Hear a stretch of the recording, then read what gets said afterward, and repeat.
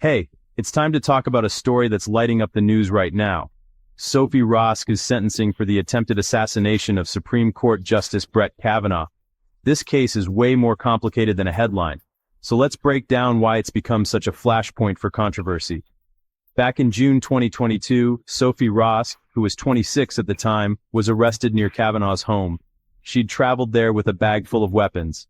But here's where things take a turn. Before she could act, she called 911 on herself, saying she needed psychiatric help and had thoughts of hurting both Kavanaugh and herself. It's a chilling moment, but it also speaks to the storm going on in her mind.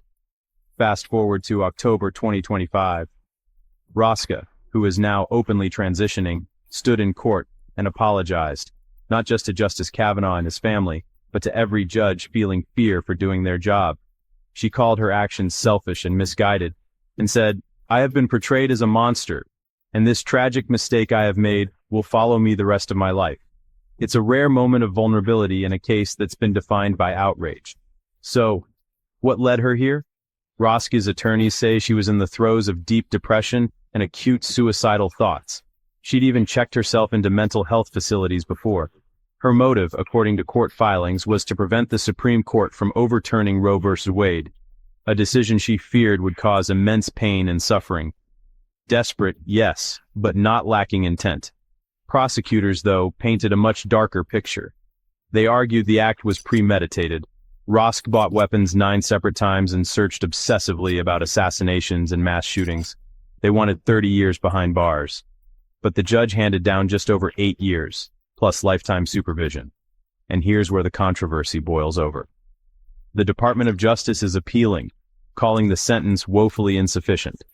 The judge, however, cited Roske's acceptance of responsibility and, crucially, raised concerns about her safety as a transgender woman in a male federal prison. A Trump-era executive order would require her to be held there, and that could block her transition care. This isn't just about crime and punishment. It's about mental health, gender identity, political violence, and how our justice system weighs them all. Some see the sentence as compassionate justice, others as a dangerous precedent. Cases like this force me to ask, how do we balance safety, accountability, and humanity? Drop your thoughts in the comments, and remember, behind every headline, there's a human story. Thanks for watching.